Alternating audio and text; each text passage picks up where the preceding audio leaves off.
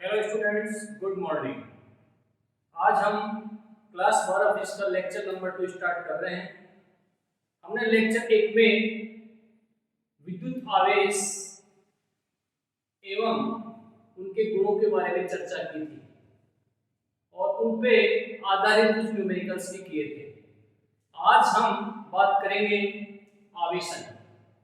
आवेशन क्या होता है, आवेशन किसे कहते हैं, इसके बाद में लेंगे कूलाम का नियम और उसका सदिश निरूपण। तो चलो शुरू करते हैं।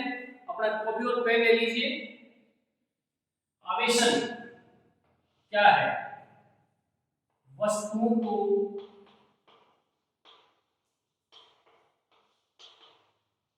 आवेशित करने की प्रक्रिया, आवेशित करने की प्रक्रिया को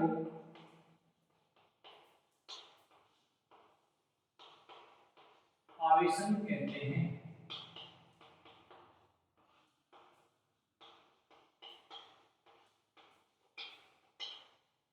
वस्तुओं को आवेशित करने की प्रक्रिया को आवेशन कहते हैं। अब आवेशन कितनी विधियों से किया जाता है, यानी वस्तुओं को कितनी प्रकार से आवेशित कर सकते हैं। तो सबसे पहला जो मेथड है आवेशित करने का, आवेशन का, वो कहलाता है घर्षण द्वारा आवेशन।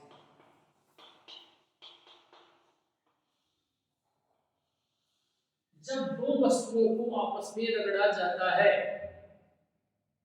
जब दो वस्तुओं को आपस में रगड़ा जाता है तो उनमें गतिज ऊर्जा उत्पन्न होती है और ये गतिज ऊर्जा ऊष्मीय ऊर्जा में परिवर्तित हो जाती है, जिसके परिणाम स्वरूप वस्तुओं के परमाणु में उपस्थित बाह्य कक्षा में उपस्थित इलेक्ट्रॉन्स थोड़ी सी ऊर्जा पाकर उससे अलग हो जाते हैं और जिसके परिणाम स्वरूप वस्तुओं में इलेक्ट्रॉन्स का स्थानांतरण होता है। एक वस्तु से दूसरी वस्तु में इलेक्ट्रॉनों का स्थानांतरण हो जाता है और इस प्रक्रिया को कहते हैं घर्षण द्वारा आवेशन। यदि दो वस्तुओं को आपस में रगड़ा जाता है तो उसके परिणाम स्वरूप इलेक्ट्रॉन्स का स्थानांतरण होता है, जिसके परिणाम स्वरूप वस्तु आवेशित हो जाती है। इसकी दूसरी विधि कहलाती है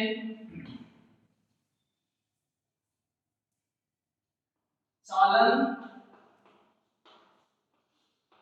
द्वारा आवेशन।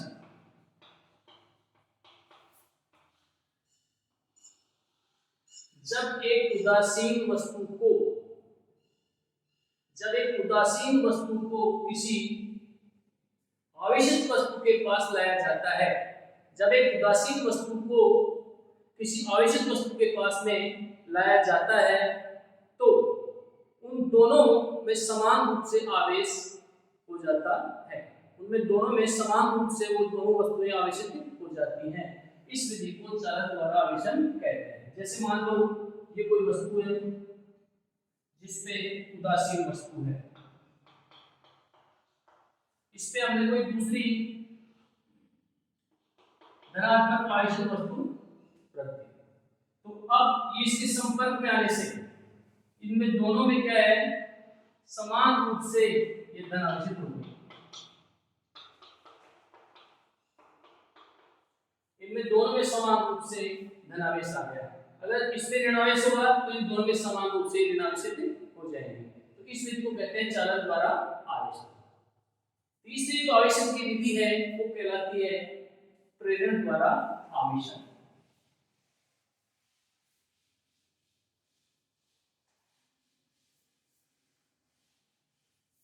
प्रेरण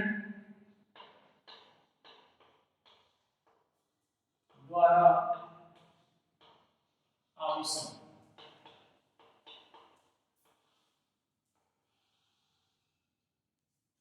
इसमें वस्तु को बिना स्पर्श किए हुए,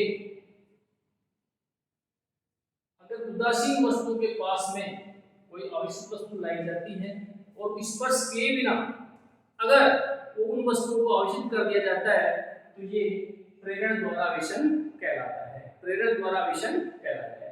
एग्जाम्पल के रूप में दो उदासीन वस्तुएं जो एक उचाले स्टैंड पर रखी हुई हैं, दो एक दूसरे के संपर्क में है। इस वस्तु के पास में कोई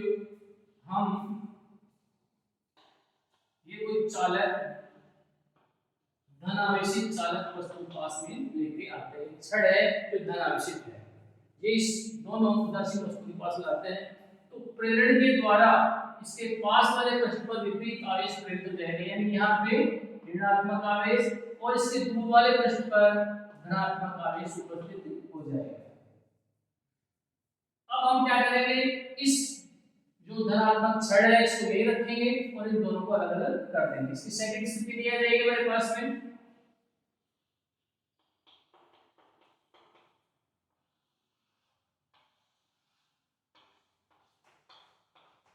और इस स्थिति में भी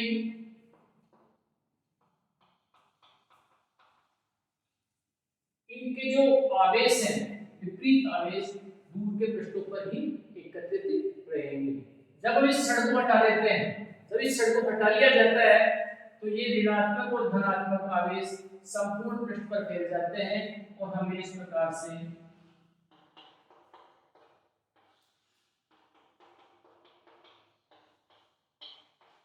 ऋणावेशित और धनावेशित वस्तु प्राप्त हो जाती है। तो ये विधि कहलाती है प्रेरण द्वारा आवेशन, यानी वस्तुओं को बिना स्पर्श किए हुए आवेशित करने की प्रक्रिया को प्रेरण द्वारा आवेशन कहा जाता है। वस्तुओं को बिना स्पर्श किए हुए आवेशित करने की प्रक्रिया को प्रेरण द्वारा आवेशन कहा जाता है। नेक्स्ट अब हम चर्चा करेंगे जो इस चैप्टर का काफी इंपॉर्टेंट पार्ट है, कूलाम का नियम। कूलाम का नियम, कूलाम साइंटिस्ट थे जिन्होंने दो स्थिर बिंदु आवेशों के मध्य लगने वाला आकर्षण बल या प्रतिकर्षण बल के बारे में नियम प्रतिपादित किया था। कूलाम ने दो स्थिर बिंदु आवेश, स्थिर बिंदु आवेश या बिंदु आवेश मतलब बहुत छोटे आवेश से, यानी दो स्थिर बिंदु आवेशों के मध्य लगने वाले आकर्षण बल और प्रतिकर्षण बल को परिभाषित किया था। कूलाम ने बताया कि दो स्थिर बिंदु आवेशों के मध्य लगने वाला बल उनके आवेशों के परिमाण के गुणनफल के समानुपाती होता है तथा उन दोनों स्थिर बिंदु आवेशों के मध्य दूरी के वर्ग के व्युत्क्रमानुपाती होता है। माना दो स्थिर बिंदु आवेश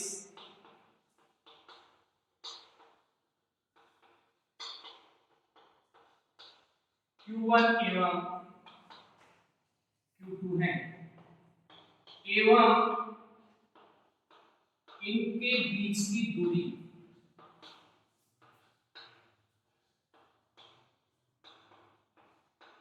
R है, तो इन दोनों स्थिर बिंदु आवेशों के मध्य लगने वाला आकर्षण या प्रतिकर्षण बल F इन दोनों आवेशों के परिमाण के गुणनफल के समानुपाती होता है।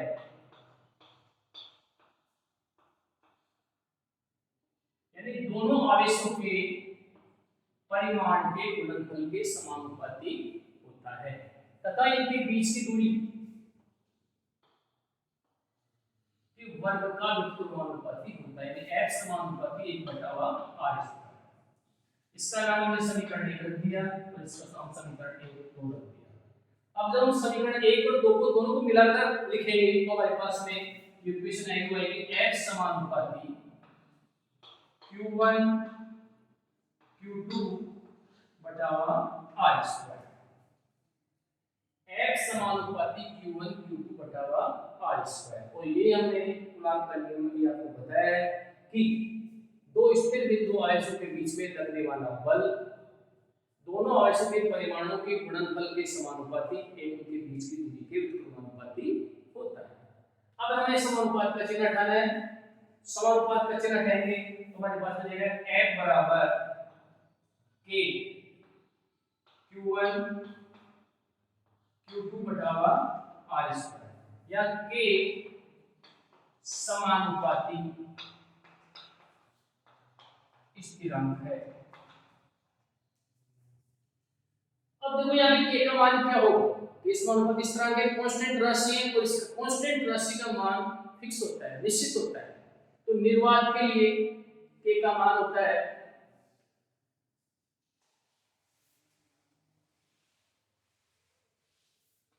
निर्वात के लिए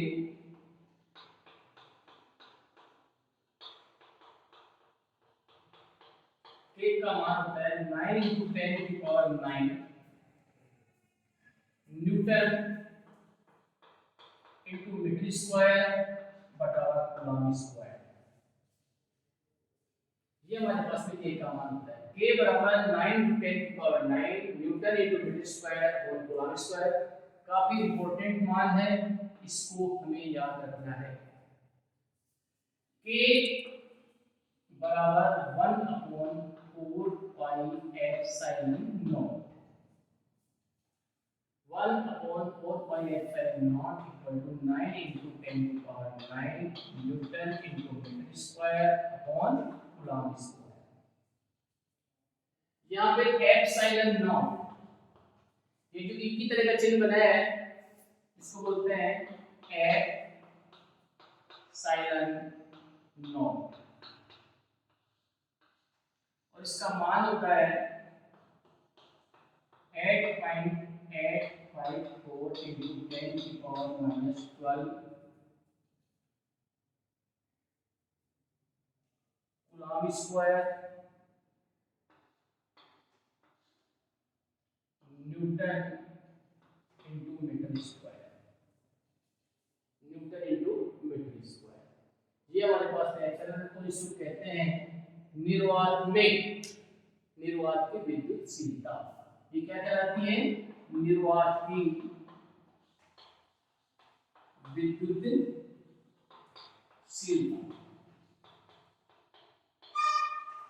एप्सिलॉन नॉट को कहा जाता है निर्वात की विद्युतशीलता। अब यदि ये दोनों स्थिर बिंदु आवेश किसी माध्यम में रखे हुए हों तो क्या k का मान वही होगा? बिल्कुल नहीं होगा। तो देखो, जब ये दोनों स्थिर बिंदु आवेश किसी माध्यम में हो तो उस स्थिति के अंदर जो लगने वाला बल है वो देखो क्या होगा।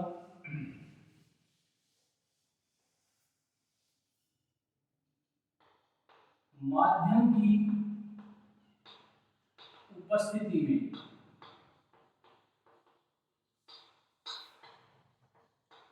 दो स्थिर बिंदु आवेशों के मध्य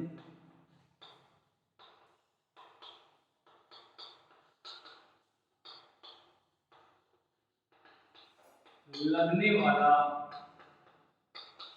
बल F माध्यम 1/4 पाई एप्सिलॉन माध्यम। यहाँ एप्सिलॉन माध्यम की विद्युतशीलता,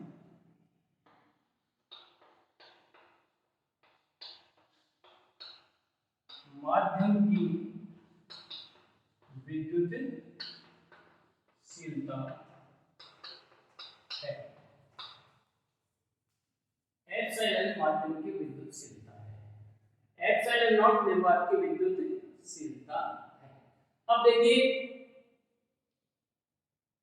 माध्यम की विद्युतशीलता और निर्वात की विद्युतशीलता में क्या संबंध है, इसको समझने के लिए हम समझेंगे आपेक्षिक विद्युतशीलता। आपेक्षिक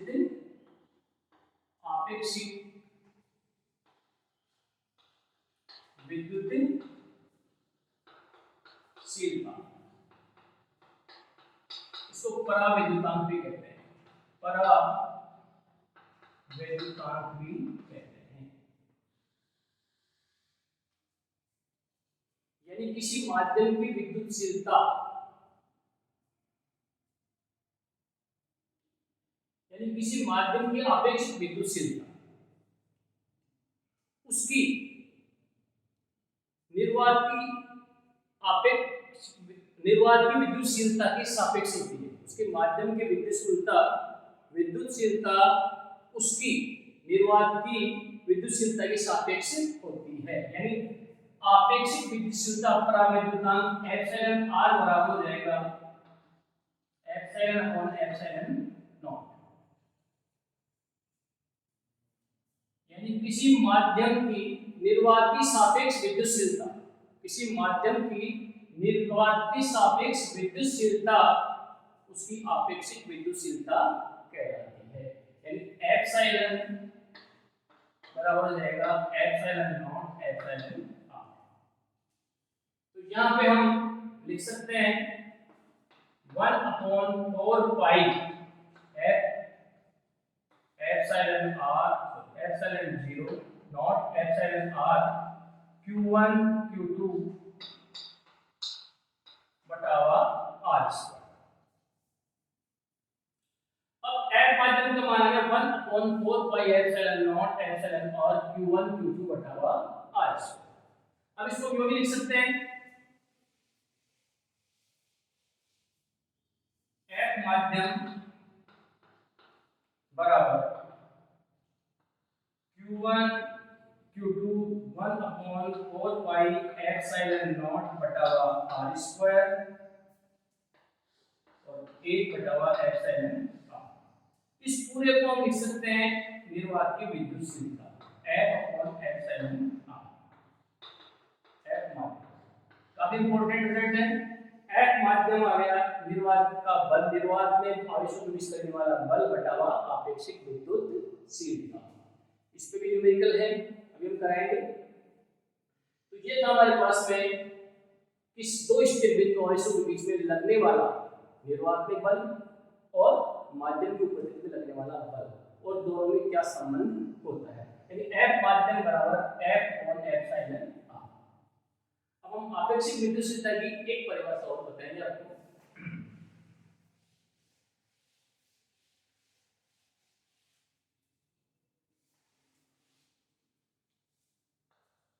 आपेक्षिक विद्युतशीलता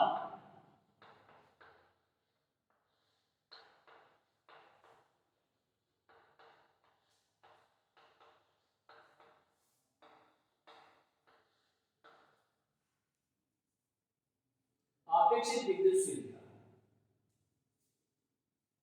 यानी निर्वात में लगने वाला बल, दो स्थिर बिंदु आवेशों के बीच में निर्वात में लगने वाला बल तथा माध्यम की उपस्थिति में लगने वाले बल का अनुपात आपेक्षिक विद्युतशीलता कहलाती है।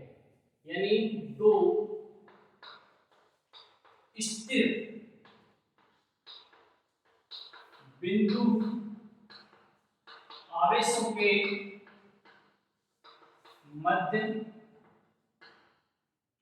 माध्यम की उपस्थिति में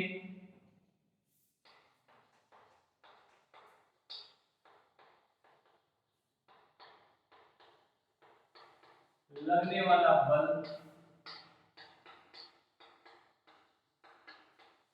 तथा निर्वात में लगने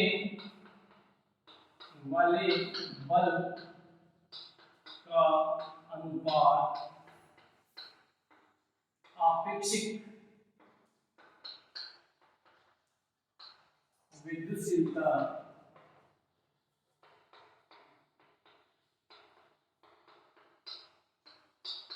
कहलाती है।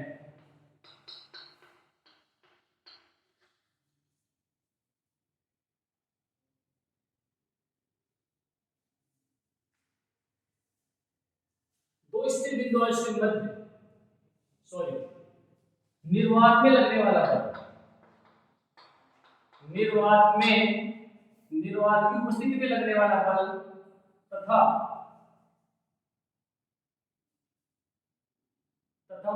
माध्यम, उल्टा बता दिया मैंने आपको, माध्यम में लगने वाले बल का अनुपात आपेक्षिक विद्युतशीलता कहलाता है। देखिए epsilon F not upon F है, तो हमारे पास हो जाएगा 1 upon 4 pi epsilon not Q1 Q2 बटा हुआ R square 1 upon 4 pi epsilon Q1 बटा Q2 बटा हुआ R स्क्वायर। ये कैंसिल हो जाएगा आपका, 4 पाई से 4 पाई कैंसिल, और हमारे पास हो जाएगा एप्सिलॉन अपॉन एप्सिलॉन नॉट, या एप्सिलॉन R हो जाएगा आपसे विद्युतशीलता। तो हमारे पास में माध्यम की विद्युतशीलता यानी आपेक्षिक विद्युतशीलता बराबर जाएगा एप्सिलॉन अपॉन एप्सिलॉन R, यानी माध्यम की विद्युतशीलता और निर्वात की विद्युतशीलता के अनुपात को आपेक्षिक विद्युतशीलता कहते हैं।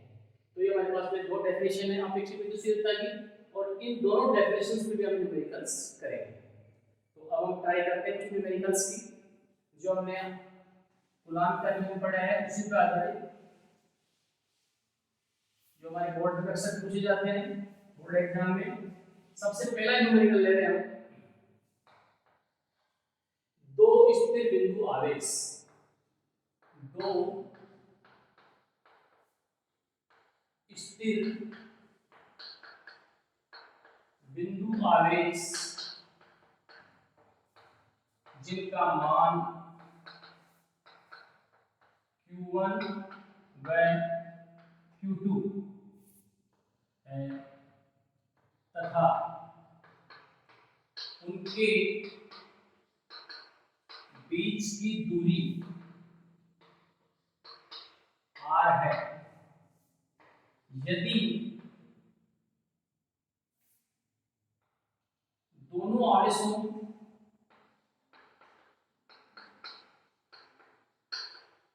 एवं उनके बीच की दूरी को दुगना कर दिया जाए, दुगना कर दिया जाए तो पूर्व में लगने वाला बल तथा बाद में लगने वाले बल का अनुपात ज्ञात करें। बिल्कुल आसान सवाल है। यदि दो स्थिर बिंदु आवेशों के आवेश को दुगना कर दिया जाए तो उनके बीच की दूरी को भी दुगना कर दिया जाए, तो जो बलों का अनुपात होगा पूर्व स्थिति और बाद की स्थिति में उसको हमें ज्ञात करना है। तो सबसे पहले देखिए F बराबर K Q1 Q2 बटा R स्क्वायर, ये F1 हो गया। और दूसरी स्थिति F2 K 2Q1 2Q2 बटा 2R का होल स्क्वायर। तो देखिए 2 से 2 ये कट गया स्क्वायर, और हमारे पास में वही K Q1 Q2 बटा R स्क्वायर, यानी वो का वो F1 आ गया, F2 बराबर F2। तो F1 अनुपात F2 इक्वल टू 1 अनुपात 1, यानी लगने वाले बल के मान में कोई परिवर्तन नहीं होगा। यानी अगर दोनों स्थिर बिंदु आवेशों के मध्य में अगर आवेशों को भी दुगना कर देते हैं और उनके बीच की दूरी को भी दुगना कर दिया जाता है, तो जो लगने वाला बल है उसके मान में कोई परिवर्तन नहीं होता, यानी दोनों स्थितियों में जो बलों का अनुपात होगा वो 1 अनुपात 1 ही होगा। अगला क्वेश्चन है,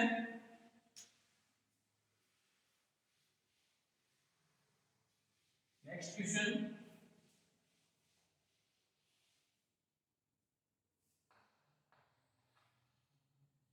यदि दो समान 1 माइक्रो कूलॉम के आवेश जिनके बीच की दूरी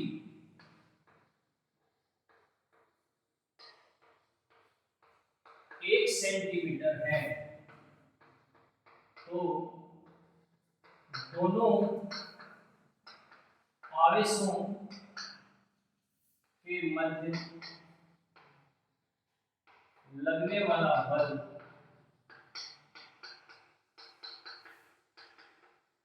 कितना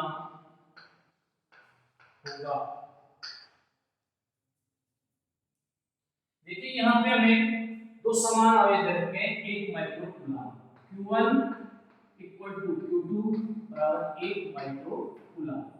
और जैसा पिछले लेक्चर में बताया था, जब हम आवेशों के संबंध बता रहे थे अलग अलग मात्रकों में, अलग अलग पद्धतियों में, तो 1 माइक्रो कूलम बराबर होता है 10 की घात माइनस 6 कूलम, यानी 10 की घात माइनस के 6 कूलम, यानी Q1 और Q2 दोनों का मान बराबर है, R बराबर 1 सेंटीमीटर। क्योंकि ये क्या एसआई पद्धति में है कूलम, तो हम यहाँ भी इसको एसआई पद्धति में करेंगे, तो जो हो जाएगा हमारे पास में 10 की पावर माइनस 2 मीटर। अब हम कूलम के नियम से F equal to K Q1 Q2 बटा हुआ R स्क्वायर। अब यहाँ K का मान है 9 10 की पावर 9, 10 की पावर माइनस 6, 10 की पावर माइनस 6 अपॉन 10 की पावर माइनस 2। तो देखिए यहाँ पे 2 ऊपर जाके 11 हो जाएगा, 9 इंटू 10 की पावर 11 इंटू 10 की पावर माइनस 12, और हमारे पास में ये हो गया 9 इंटू 10 की पावर माइनस 1, यानी 0.9 न्यूटन। ये हमारे पास में आ गया बल का मात्रक, बल का मात्रक। यानी इस प्रकार से हम कूलम के नियम पर, अब देखो एक न्यूमेरिकल और कराएंगे, इस पे आसान से न्यूमेरिकल है। यदि इसी स्थिति में यदि दो समान आवेश 1 माइक्रो कूलम के आवेश से जिनके बीच की दूरी 1 सेंटीमीटर और दोनों आवेशों के मध्य लगने वाला बल कितना होगा, यदि कंडीशन ये है, यदि इसको 5 पराविद्युतांक वाले तरल में डुबो दिया जाए। यदि इस पूरे के पूरे सिस्टम को, निकाय को हम 5 पराविद्युतांक वाले तरल में डुबा देते हैं, तो हमारे पास जो लगने वाला बल है वो क्या हो जाएगा। तो देखो F माध्यम, हमने F तो निकाल लिया, तो F माध्यम हो जाएगा हमारे पास में F अपॉन एप्सिलॉन नॉट, ये निर्वात में लगने वाला बल और बटा हुआ परावैद्युतांक, यानी हमारे पास में 0.9 अपॉन 5 न्यूटन। तो देखो ये हो जाएगा हमारे पास में 0.18 न्यूटन, यानी इसका 5वां भाग, यानी माध्यम यदि इसको परावैद्युतांक 5 वाले तरल में डुबा दिया जाता है, तो जो लगने वाला बल है वो क्या हो जाएगा, कम हो जाएगा। और कितना गुना कम हो जाएगा, 5 गुना कम हो जाएगा। कितना गुना कम हो जाएगा, 5 गुना कम हो जाएगा। तो ये हमारे कूलम के नियम पर आधारित न्यूमेरिकल है, जो अक्सर बोर्ड एग्जाम में पूछे जाते हैं। धन्यवाद, थैंक यू। कल हम नेक्स्ट टॉपिक जो लेके आएंगे वो कूलम के नियम का सदिश निरूपण होगा।